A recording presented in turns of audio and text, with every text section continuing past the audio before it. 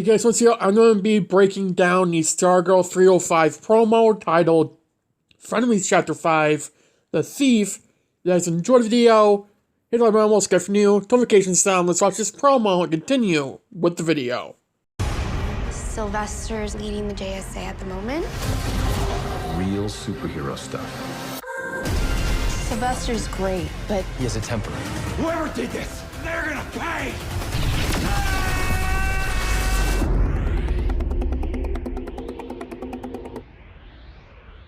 So, it opened up with us here in court saying that Sylvester's leading the JSA again. And we can see Sylvester going down into the tunnels under the city with Rick and Yolanda. And then we see, I think, a stripe flying through the air. We see Yolanda sneaking into a house, it looks like. Could be, I don't think it's her house. Could be Cindy's, who knows. Then we go to Sylvester saying that this is, quote, real superhero stuff happening. So, I wonder if they're trying to protect Courtney, and not let her go on the field, but why would you let Rick and Yolanda go? But, you know, I guess they need Starman with his experience down there. And then you can see Starman landing in his new suit, which is really cool, by the way. Yolanda and Rick are telling Court that Sylvester has a temper. Even though he's cool, he has a temper, and it's dangerous to have that in the field. And they're in, like, the ISA former bunker. You can see, like, similar aspects to it. And Sylvester's pissed off, and he attacks a poster of all the ISA members that we've seen throughout Season 1 and so much Season 2. And he just starts ripping it apart with the staff. So, it's only going to be an episode, that's for sure. Now, this episode does not air to October 5th, so next week it's not on. The following Wednesday it is. So, next week, yeah, we just want a Stargirl. Now, the description for 305 is secrets and lies, as Courtney continues to secretly help Cameron. The team notices she's pulling away from her role as a JSA leader, which she did last week, or in this 304. Mike and Jakeem approach Cindy with a proposition. Finally, Yolanda's decision to follow her intuition leads her to make a shocking discovery.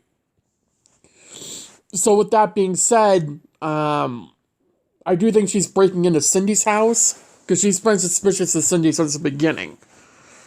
And if my voice sounds weird, it's because I woke up like 10 minutes ago, and my nose has been nonstop running, but I don't really have time to record it any earlier or later, really, so if I sound weird, that's why. Or if my voice like goes up like 10 notches and then backs down, that's why. I'm not sick. My nose is just running. It always runs whenever I wake up. But, I talked about this in, I think a little bit in my 304 review. 304 felt like an episode before a finale. This is obviously not going to feel like a finale. But I am interested to see what we're going to learn in 305, because we're all expecting Dragonkin to be a part of this now. If it's not him, it's Cindy. Like, we don't want to think it's Cindy, but, I mean, unless there's someone new that has a similar MO to what Dr. McNider, Sylvester, and Pat had to deal with before, I don't know what we're looking at then. You know, they're all expecting to be Dragon King. It looks like him from an angle. So it's not full-fledged force to say, oh yeah, it's not that Dragon King, it's not Cindy. I don't really think it's Cindy, because I don't think she's that reckless, unless she's just not remembering, like I brought up in my 304 review. but Dragon King seems most likely compared to everyone else. Now again, Court is Stargirl. She's supposed to lead the team. But she's too busy with Cameron trying to keep his powers on a down low. Now I wonder if she will tell Rick and Yolanda and Beth. She definitely won't tell Sylvester. If she tells Sylvester, that is a stupid play, because with Sylvester's anger issues, I wouldn't be surprised if he pisses off Cameron and Cameron goes full-fledged for psychopath and we're left with a season 4 villain. I wouldn't be surprised if that's the case. However, I do think we're already seeing a shift in the JSA with Court not taking the lead, and it's going over to Sylvester as Starman, which I don't mind, but the thing is that the show is called Stargirl and not Starman. Like, did we even see Court suit up besides like more than 2 minutes in 304? Like, Court is Stargirl. Whether she wants to be or she wants to admit it or not, she is. She has personal stuff, but the entire point of this season for her was to bring in balance, right? Pat is even trying to get Sylvester to do that. Bring in balance to their lives. To not only be Stargirl or Starman, but to be Court or Sylvester. To have that human side, because that's the only way you can be a superhero is if you have that human side. We see that with Barry Allen in The Flash. Barry can't just be The Flash, he also has to be Barry Allen. Because Barry Allen is The Flash. And whether you like it or not, Eric Wallace has proven that it can be done.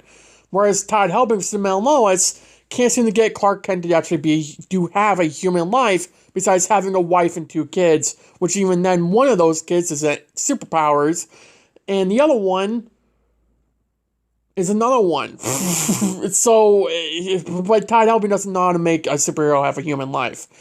But nonetheless, Eric Wallace has proven sometimes over that Barry Allen can have a human life, when Todd Helbing couldn't even get that done for more than 2 seasons. We got an entire season of it in The Flash by Eric Wallace, so actually like 3, if you really think about it. But yeah, nonetheless, so the entire thing for Court is kind of just going down the toilet if she's just going to throw away Stargirl to help Cameron. Not saying she shouldn't, she probably should. But that doesn't mean when people need you, especially when you're a superhero, you just throw that all away. Like, no, that's not how being a superhero really works in this world. Or any world. Like, no. If you're gonna be a superhero, as Pat literally told her earlier this season, when someone needs you as Stargirl, you should be there. Like when Sylvester didn't take the staff and he got attacked. You can say that Courtney's blaming herself, but she probably is for making that deal because Sylvester didn't take the staff because of that deal. And he could have died. You know, if he didn't take the staff, he could have died. And he got lucky that he didn't because of the staff, right? But the overall thing here is what's going to happen with Courtney. Is she just going to quit being Stargirl for a few episodes? Will she come back? They try to fill her in, but she's out of touch. Like, what's happening there? And this could just be a whole thing of, I don't know, could this be a thing of Starman getting used to it and then not wanting to give it back? You know, that's what we're dealing with now. Like, we don't know what the hell is going to happen with Sylvester and all this happening when we think, okay, he has these anger issues under control and he's in that basement or in the tunnels and he gets overly pissed off at whatever, And he's the one that's leading them now. They're kids. We're looking at Yolanda, Beck, and Riff. God, why do I keep saying Beck and Riff? I don't... Rick and Beth, God, you know, most likely going to be following him. Now, Beth, I think she's only going to follow Courtney. I don't see her following Sylvester, not because she doesn't trust him, but Yolanda and Rick went down there with Sylvester because they needed, like, you know, experience down there. And Beth, you know, and Court are, like, I think really better friends than Court is anyone with anyone else. She's friends with, honestly, Yolanda and Rick. But I think Court and Beth have more of a closer friendship than the other two. Because if you remember, Beth didn't just jump to Yolanda and Rick's side when they were saying that Cindy was the one that did it, or that we need to stop trusting these villains. She also wasn't jumping the Court side out. She was like in between, but she's looking at the facts. So I think on some level, they didn't bring Beth in on something, maybe because she was busy. I don't know. But they got lucky that Sylvester was there and that he just got a suit, right? Another whole thing is the fact that, again, what's happening with Courtney. And this whole Cameron story is obviously going to take priority because it's dealing with the main lead of the show. So now it's just going to take away from what we're actually supposed to be worrying about.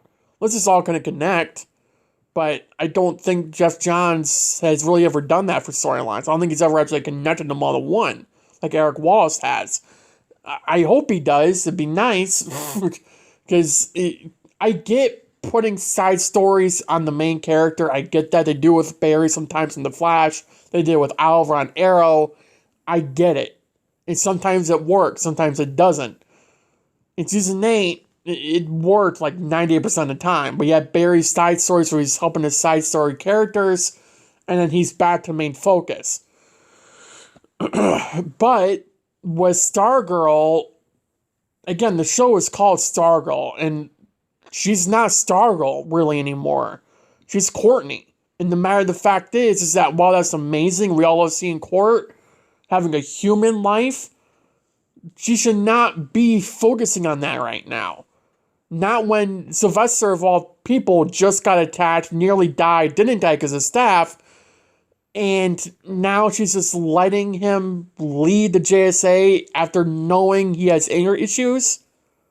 That's not okay. I'm not trying to hate on the writers, but the matter of the fact is that that makes Courtney seems like a completely inexperienced person.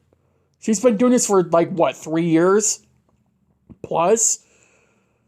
I'm not saying she's a pro at it. Barry and Oliver weren't 3 years in compared to them 5 years to 8 years in, like Barry is now or Oliver was. Or even really Sylvester. But the thing with Sylvester is that he has anger issues. The second he sees something that pisses him off, he unleashes his full power with the staff. We saw that in 303, and we're going to see that in 305 again. And we saw that in Shade in 302. So you can't tell me that what we are dealing with is a psychopathic maniac leading the JSA. Sylvester is a psycho. Let's be real. He's a maniac. And if I'm just going to lead to Courtney having to come back, but then what happened to Cameron? Is it going to connect to the main story? Or what's it doing? I would hope it connected to the main story, because otherwise what's the point of it? Right? But, yeah. I don't really know what to talk about. I think that was pretty much everything. So, thank you guys for watching the video. Have a good day. Have a good night. Stay safe. And I'll see you in the next video. Bye, guys.